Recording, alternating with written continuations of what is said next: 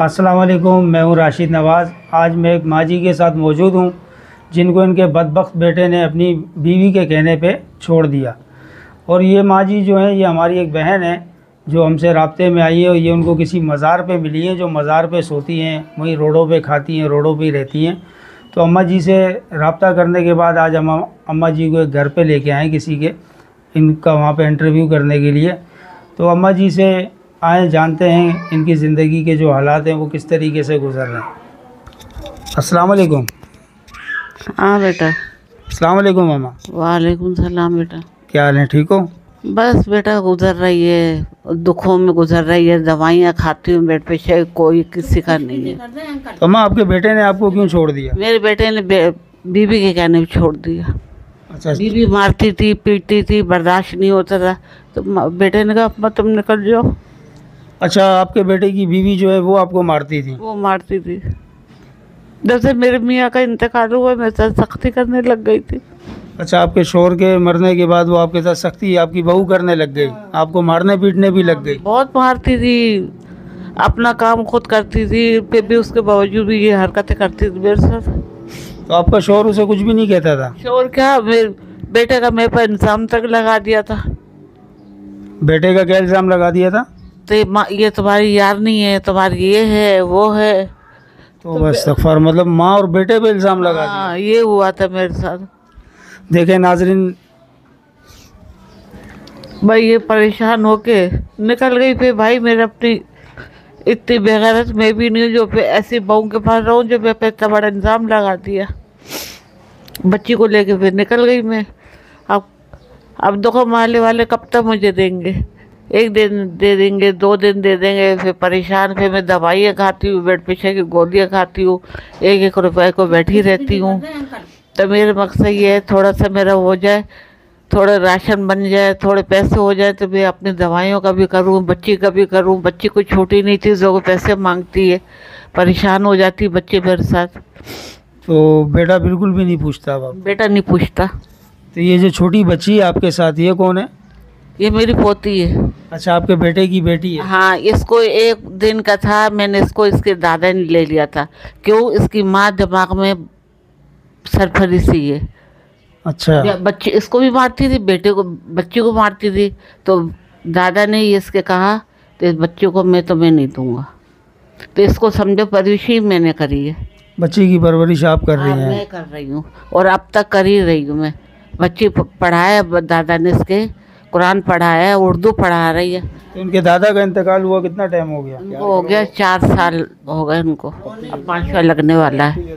4 साल हो गए। हाँ। तो ये बच्ची आपके साथ ही? मेरे पास ही रहती है। अब बच्ची ये लाजमी बात है, बच्चों को खाती हुई देखती परेशान होती है। अब मेरे पास इतना है नहीं जो मैं बच्ची को दूँ। तो आए नाज़रीन, इस छोटी मासूम सी बच्ची से भी बात करते हैं जो जब से हम आए बेचारी रो ही रही है। बेटा आप क्यों रो रही हो? हाँ बेटा, क्यों रो रही हो?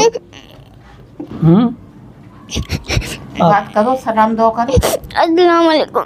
वालेकुम सलाम। क्या नाम है बेटा आपका? ज़ैनब। ज़ैनब नाम है आपका? जी। आप दादी के साथ रहती हैं? जी। आप दादी के साथ क्यों रहती हैं?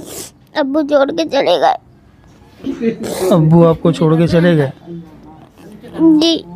आप दादी के पास रहती हैं? जी। दादी आपसे प्यार करती हैं? जी।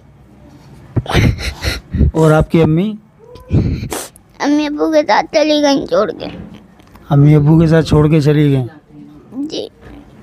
तो आपको अम्मी अब्बू याद आते हैं? जी। दादी आपसे प्यार करती हैं? जी।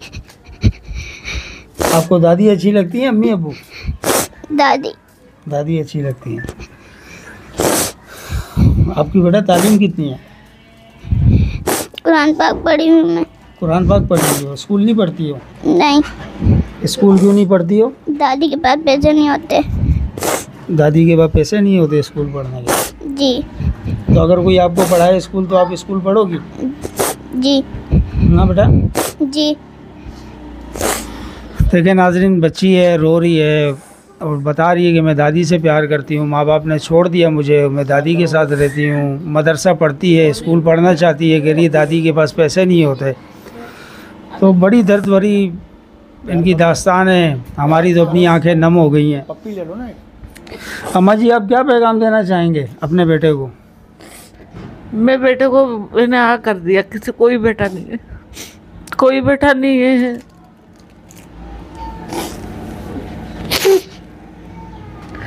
कर दिया मैंने बेटा, ऐसे बेटे को क्या करना है जो किसी चीज़ को नहीं पूछ रहे।